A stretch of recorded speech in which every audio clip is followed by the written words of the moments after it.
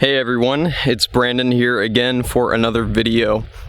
In today's video, I'm going to be going on a walk, shake things up a little bit, but I'm going to be talking about spiritual enlightenment or going on the spiritual path.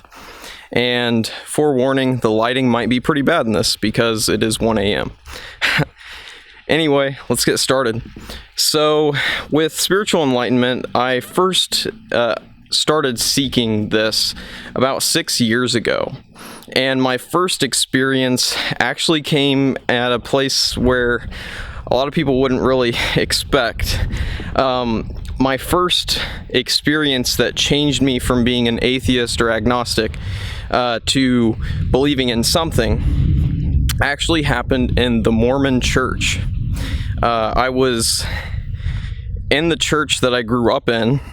I had quit going maybe around age 14 or so, and I was 19 at this time, and I was sitting there with the bishop, essentially the church leader, and he told me the simple saying that God loves you. Do you know that God and Jesus love you? And at that very moment, I had a surge of a loving feeling come over me like nothing I'd ever had before. And this feeling actually brought me to tears. It was so powerful. And this was my first spiritual experience of any kind. I grew up in the same church and I never really had anything like it. And now, before you start thinking that I'm going to be talking primarily about Christianity, I want to let you know I'm going to be talking about Hinduism, Buddhism, psychedelics, many other methods to come to a place that is good spiritually, where you're growing and learning. So, after that, I didn't really have another experience except for when I was in manic episodes. So a big part of my channel is talking about bipolar disorder and my experiences with it. And with bipolar disorder, there comes, two sides to it: mania and depression. Depression's pretty self-explanatory, but mania is essentially a strong euphoria, and many people in their manic episodes have what's called by psychiatry spiritual delusions. And I've come to find that the spiritual experiences that you have in a manic episode can actually be of a lot of value. And I found that there are many connections actually with the manic experience and with spiritual enlightenment or spiritual growth, however you want to call it. So I've had multiple manic episodes, and in the first one, at one point, I said that I felt like I was Jesus Christ, because that's really what it felt like. When you have a surge of spiritual energy and vitality come to you for the first time, it's very easy for your mind to make that jump and think, I must be like a prophet or something. And this happens to many people. So being bipolar actually was a great help to my spirituality personally, because it helped open my eyes to the possibilities and different states that you can be in while you're alive. Because before manic episodes ever happened to me, I never would have imagined anything like that was possible. So I've had manic episodes that have had spiritual delusions, they call them, but I think are actually very significant. You can look at my last video that I made, which was about the link between shamanism and bipolar disorder. But anyway, so I've talked about manic episodes, I've talked about this experience in the Mormon church. Where did it go after that? So after this, these were kind of things that happened before I really knew what spiritual enlightenment was, before I really focused on it or thought much about it. And when I went to start somehow it was actually someone I saw on YouTube first started talking about meditation. And then after that, he started talking about enlightenment. And then I started getting interested, and I learned from him. His name's Frank Yang. You can look him up. He's got some really good videos about enlightenment, spirituality, and a lot of other things. So I learned about it through him, and I started reading other sources. And when I was reading other sources, things just started making sense. Things started clicking from when I was manic. Even the experience that I had in the Mormon church started to make more sense and be put in a different context. So I learned what spiritual enlightenment was. And that's when I really started my journey where I knew that I was on the path. And with that, the next step was meditation. I've been meditating for about 2 years now. I don't do it every day or anything like that, but I have been meditating for a couple years, and that has put me in at least one or two, probably two Satori experiences through just meditation alone, and not through anything else. I think having bipolar disorder and that proclivity to mania actually helps me to have spiritual type experiences. I think it makes it a little bit easier for me. So whenever I have a spiritual experience, it typically, it can very easily become mania too. And actually, one of the people that I see who prescribes my meds actually said that spiritual events can actually trigger manic episodes. So that kind of corroborates what I was thinking. But I started meditating. I had Satori experiences. Now, if you don't know what enlightenment is and you don't know what a Satori experience is, I kind of need to explain that to you. A Satori is basically your first glimpse of what awakening actually is. And awakening, I'm not going to try to explain what it is to you. There are many other videos and resources, and I'll probably post some of those in the not in the comments, but in the description for you to look at. But after I had Satori experiences, it's basically like you become more aware, definitely more in the present moment. Your mind can become blank to where you can still drive and eat and talk and do all these things that you normally do, but there's no inner voice, no chatter, mental chatter in your head that's happening. And that's something that I think is one of the biggest signs that you're onto something spiritually, is that mental chatter goes away. But one of the biggest things that spiritual enlightenment has to do with is the loss of your ego, or an ego death, however you want to say it. So the loss of the ego. What is the ego? The ego is your personal identity, your sense of self, and your survival instincts. Those are all related to ego. So with ego, you're essentially with an ego death, you're essentially dissolving your sense of self, losing the identity that you believe, that you've thought was you the entire time. Because part of enlightenment is realizing that you are not who you thought you were your entire life.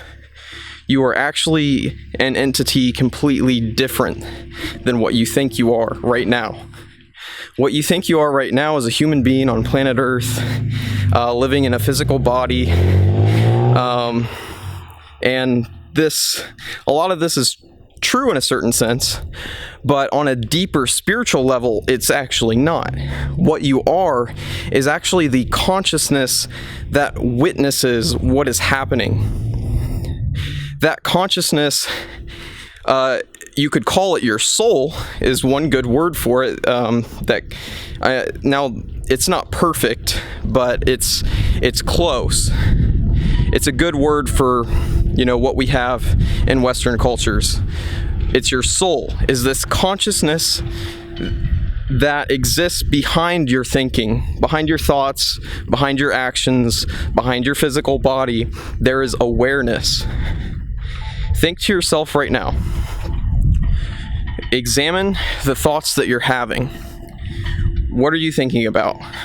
You're thinking about this video, you're thinking about maybe work tomorrow or whatever. It could be many things. But realize that you are not the thoughts. You are not that thinking voice in your own head. You are the awareness, or the thing that is aware of that happening. And this is essentially, if you realize this fully and fully let go of the ego, that is spiritual enlightenment. If you fully let go of the notion of your limited physical human self and started to identify in kind of a way that moves beyond thought, but to realize that you are that consciousness that witnesses everything. If you could realize that and actually grasp it viscerally, then you would basically be enlightened. And there are many different levels to enlightenment. You're literally dealing with realizing that you are God itself. That's what we're talking about here. You're realizing that the real you, the consciousness behind your physical body, behind your thoughts, behind your emotions, that is an unchangeable entity that has infinite power, infinite knowledge, infinite wisdom. It has everything. It's literally created everything that is here. And this is where you can ask the question, what exists outside of consciousness? Do we have anything that exists that you can see outside of consciousness? So you might think of the example of a person in a coma. You might think, oh, that person's in a coma, they're unconscious. Their consciousness isn't there. But no, there's still the person witnessing that thing. And what you'll actually come to realize once you go down the spiritual rabbit hole, the spiritual path, is you'll find that consciousness exists in things that are not living. Consciousness is literally everywhere and everything. And this is the notion of God that is called Brahman in the Hindu religion. But there's also a lot that you can learn from Hinduism, from Buddhism. These are two of the better religions, I would say, to learn from when you're trying to reach spiritual enlightenment yourself. Buddhism is an impersonal route. You don't really focus on any deities or anything like that in Buddhism. But there is a big focus on meditation. There's a lot that you can gain from working with people who have achieved things spiritually themselves. And this is where you might think of the example of a Buddhist monk or some other holy man like that, some type of spiritual master. When you come into contact with people like this, they can really straighten out where you're at on your path and allow you to move forward.